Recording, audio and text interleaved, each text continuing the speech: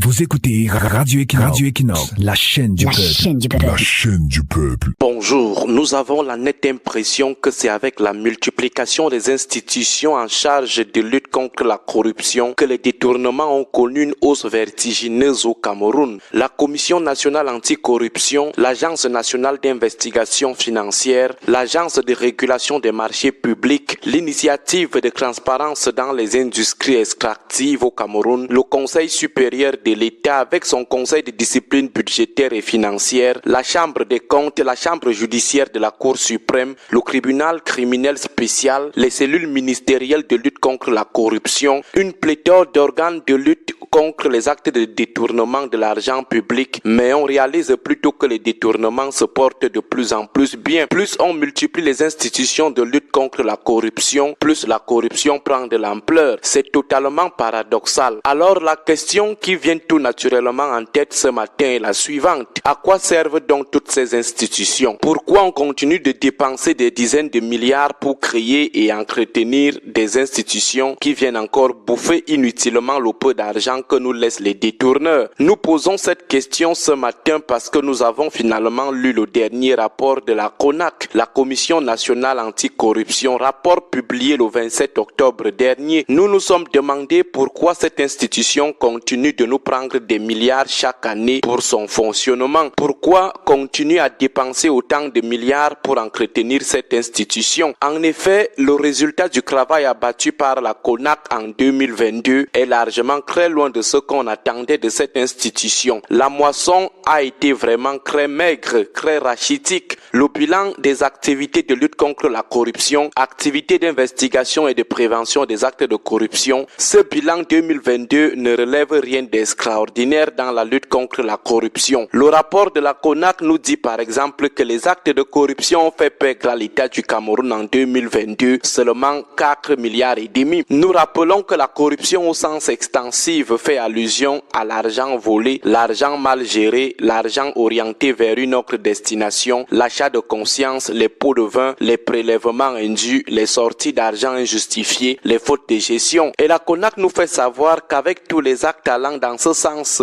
révélés par la presse camerounaise en 2022 et cette année, la corruption nous a seulement fait perdre 4 milliards et demi. Rien que le scandale des péages qui ne ressemble pas aux investissements de 3 milliards chacun, rien que le scandale de Savannah, rien que le scandale de Glencore, rien que le scandale révélé par Arizona, même sans rentrer dans les marchés publics mal attribués, mal exécutés et non exécutés, même sans rentrer dans le scandale financier même de l'Assemblée nationale avec le crou de 2 milliards, même sans rentrer dans la fête que les maires font à l'argent public dans les communes, l'argent que les petits maires détournent d'abord, même sans tout cela, on se demande si le chiffre de 4 milliards et demi est justifié, comme tout ce que les Camerounais ont perdu en 2022 à cause de la corruption. C'est vraiment trop de complaisance, c'est complètement invraisemblable et irréaliste ce montant dérisoire annoncé par la CONAC, comme tout ce que l'État du Cameroun a subi comme préjudice financier en 2022 à cause de la corruption. Dans ce 12e rapport, on se rend également compte que la CONAC évite de toucher les gros dossiers à forte odeur de corruption. La CONAC cherche les moins chers, on dirait qu'elle avait peur des gros dossiers où sont impliqués les gros poissons de la République, les papes de la corruption, les papes des détournements de l'argent du peuple. Parmi les 14 actions par voie d'intervention rapide menées par la CONAC en 2022, dans le cadre de ses missions de contrôle et d'investigation, aucune affaire ne concerne les gros poissons. Vous avez plutôt des affaires de basse échelle, des sous-problèmes comme la majoration illicite des prix du ciment par un commerçant à Kribi, la délivrance des faux permis de conduire à la délégation régionale des transports du littoral, la corruption et fraude aux examens de permis de conduire à Bouya, Limbé-Douala et Idia, la vente d'uniformes scolaires au sein de l'Eniège bilingue de Bafoussam. Voilà entre autres les 14 problèmes qui ont intéressé la CONAC avec tout ce que nous connaissons comme détournement des deniers publics au Cameroun. Et dans tout le Cameroun, la CONAC a seulement recensé 14 cas qui commandaient la mise des suspects à la disposition de la police judiciaire et la sollicitation des sanctions appropriées à leur encontre. Bref, c'est un rapport très mou qui montre démontre que la CONAC elle-même est chromole, soit par peur, soit par complaisance. Mais quelle que soit la raison, le souhait reste le même. On doit dissoudre la CONAC au même titre que les autres institutions cosmétiques de lutte contre la corruption. Elle consomme inutilement le peu d'argent que les détourneurs nous laissent dans les caisses. Et cette inutilité n'est pas surprenante parce qu'au départ, ces institutions relèvent de la flagornerie institutionnelle dans le champ de la lutte contre les détournements, puisque le sérieux de la lutte contre les détournements commence par la signature du décret d'application de l'article 66 de la Constitution sur les déclarations des biens et son application effective. C'est la base constitutionnelle de la lutte contre les détournements. Mais si cet article 66 n'est pas toujours appliqué depuis 1996, 27 ans après, il devient clair que le président veut juste nous embrouiller avec son gros plan d'institutions de lutte contre le vol de l'argent public. Agréable journée à tous.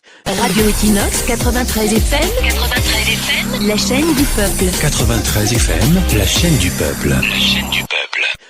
Vous venez de suivre le docteur Aristide Monod qui pose un regard critique sur le rapport de la CONAC pour l'année 2022 où elle dit clairement qu'il n'y a que près de 4 milliards qui a cherché son frère, il n'a pas vu. Et pour le docteur Aristide Monod, ça c'est une insulte à l'intelligence des Camerounais. Pourquoi est-ce que la CONAC va laisser des gros dossiers comme les cas d'Arizona, les lignes 96 et 94, les problèmes qui ont poussé le journaliste Martinez Zogo dans la terre? Pourquoi est-ce que la CONAC va laisser toute cette affaire-là et se concentrer sur les petits poissons? Le docteur Aristide Monod fait un constat clair que même le président de la République, Paul Biya, n'est pas sérieux avec cette multitude d'agences pour la lutte contre la corruption qu'il a créées. Que ce soit la CONAC, que ce soit les chambres d'audit au niveau de la Cour suprême, que ce soit les agences nationales pour les investigations financières, que ce soit les ministériels, les cellules de CONAC dans les différents ministères, eh bien, que toutes ces agences contre la corruption, de lutte contre la corruption, sont des manigances du chef de l'État pour endormir les Camerounais. Il n'en a rien du sérieux qu'on peut tirer dans ces différents organes-là. Il lamente plutôt que c'est avec l'argent du contribuable, le peu d'argent qui reste des détourneurs des fonds publics, qu'on utilise pour maintenir le budget de ces différentes agences-là. Avoir un pasteur à la tête d'une agence comme la CONAC devrait rendre un consensus autour des rapports qui proviennent d'une telle chambre. Mais lorsque une telle chambre choisit d'émailler ou bien d'évoluer dans la bredouille ou alors dans la forfitude, eh bien, on ne peut que constater que c'est blanc, bonnet, blanc, que c'est blanc, bonnet, bonnet, blanc. C'est-à-dire, ce sont des amis qui s'échangent les coups de passe et menacent des petits poissons parce qu'ils laissent les grosses affaires pour aller nous citer les problèmes de hausse de prix, des sacs de ciment, les surfacturations sur les prix des tenues dans les lycées. Mais c'est quand même terrible. C'est quand même terrible. On a parlé du cas d'un gars Messi qui est en train de créer les péages automatiques. Donc, il taxe un péage à 3 milliards. Et on cherche les péages, on ne voit pas. Les infrastructures qui accompagnent ces péages-là sont néfastes. Elles ne sont pas capables de tenir sur le temps. On en a montré le cas du péage de Trébi, qui est incapable de tenir. Au point qu'on est encore repassé au péage manuel. Voilà pourquoi le docteur Aristide Monod dit, est-ce que la CONAC n'a pas vu ce cas où 41 milliards a été dépensé ou bien dit être dépensé pour venir dire que toute l'année 2022, on n'a eu que 4 milliards qui a été dépensé. Pour une fois, il faut être vraiment sérieux avec l'argent du contribuable parce que jusqu'ici, on est très loin d'imaginer qu'en 2023, on va continuer à balancer les Camerounais